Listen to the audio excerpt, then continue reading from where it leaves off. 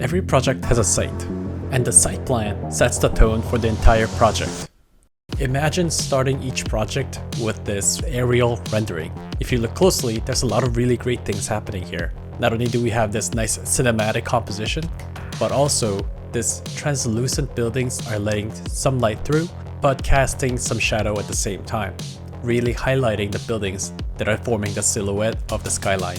And the application for this type of visualization is limitless. You can use it for urban planning, site study, and any kind of study that involves a large scale modeling.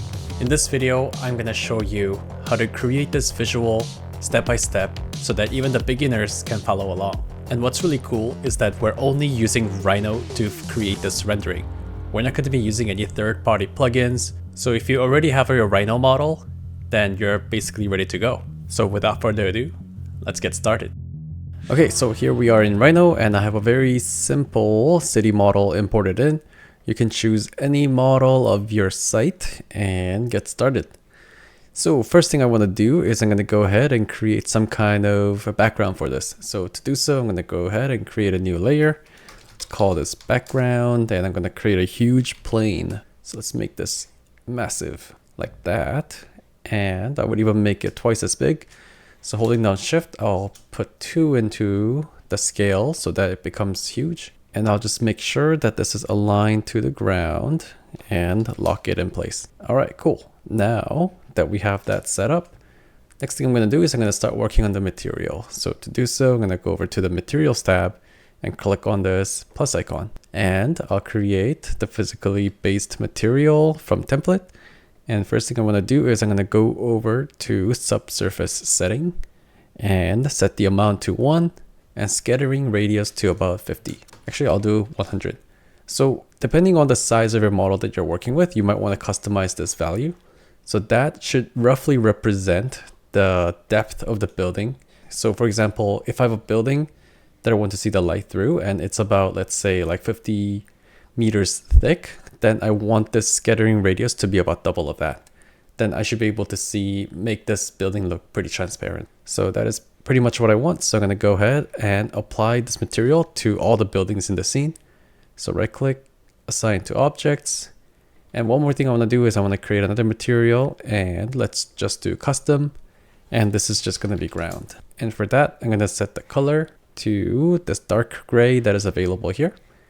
And I will assign that to the ground plane that we just created. So let's assign that to the ground plane.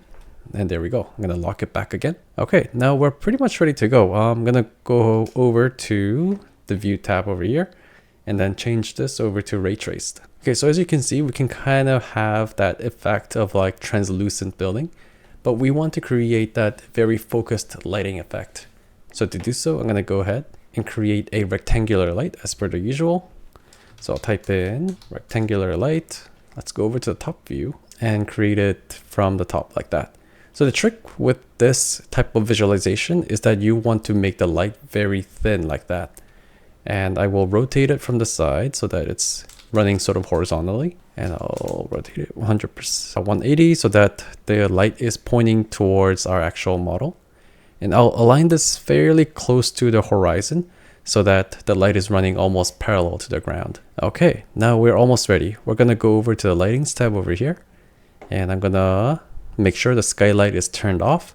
And only this rectangular light is the single source of the light. Okay, when that's ready, let's try going over to ray traced view. And boom, right away, we can already see something really cool happening here.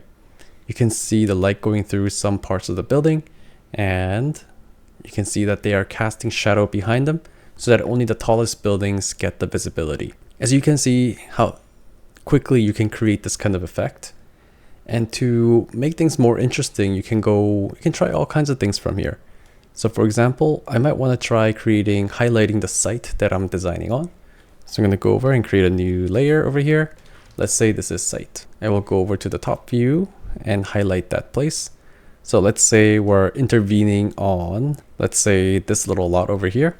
So I'm going to create a box over here. Let's make it 1 meter tall, and I'll rotate it to align with the city grid. And it's not that exact right now, but I'll just keep it at that right now. Okay, and for this, I want to assign a special material. I want to go over and create a new material, and let's use the emission template. I'll assign this to the object, and I'll change the color to, let's say, red, and make it a little bit offset from the really bright red. Okay, now just like that, we should be able to create something really cool. And sometimes when you mess around with light, Rhino tends to turn on the skylight like this. So when this happens, you might want to just switch over to shaded and then go back to ray traced, and then it should be able to pick up the actual settings you have on the scene. Okay, cool. Now there's something, as you can see, our site is highlighted in bright red over there, but it doesn't look that interesting. At this point, I might want to increase the intensity of the light, and you can see that the light is starting to bleed over to the area around it. And you can play around with this setting to really get this exact intensity that you want. And I want to maintain a little bit of a redness, but also have a lot of glow coming out of it. So I'll do something like that. And I just realized that my site is sort of floating in the air, so I'm going to lower it a little bit from the side. Let's bring it really close to the ground plane over there. Okay, and to really maximize the effect of this type of lighting and the material setup, I kind of recommend lowering your camera angle so that you can kind of see them at an angle like this. Then you can really accentuate like what's like sticking out from the ground and then what's actually close to the ground. Okay, so when your scene is ready, you can go ahead and set up your render. So for this, I want to extract as much detail as possible. So I'm going to choose 4K rendering resolution, and I'll choose a good quality so that we can get away with not using the denoiser. Denoiser tends to lose a bit of detail, so I will try to avoid using it this time. Okay, when that's ready, let's hit render and see what we get. Okay, now the rendering is now complete, so let's take a look. I'm going to zoom in a little bit. So everything is turning out pretty well. As you can see, the materials are appearing pretty translucent, almost like foam. And there's like a source of light that kind of highlights our context. And yeah, it looks very cinematic and I'm quite liking it.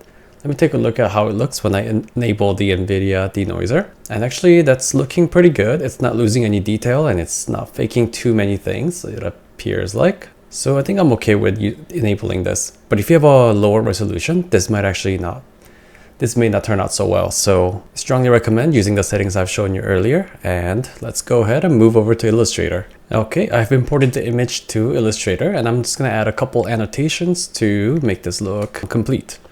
So first off, I'm going to lock the current layer with the image and I'm going to add another layer to start adding annotation. So I'm going to use the line tool and draw a line that comes up like that. And I'm going to make sure the stroke color is set to white, like so. And then I'll add a text. Let's say your project. And also similarly, I'll make the text white and make it bigger. Okay, I want to make sure the text itself is white, not the outline. So I'll do that and change the font a little bit. And of course, all this is totally up to you. You can choose whichever software you want to actually do the text editing part. And yeah, change up the text as you want. And from here, you can really go in any direction you want. You can start adding some more annotations to point out relevant site context, or maybe even highlight the site a little bit more. And let's take a look at the final result.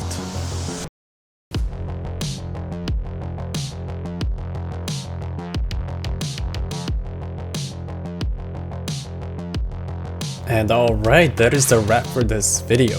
Hope you found this tutorial useful, and I strongly encourage you to try this out in your own work. And if you end up using it, shoot me a message and let me know how it went.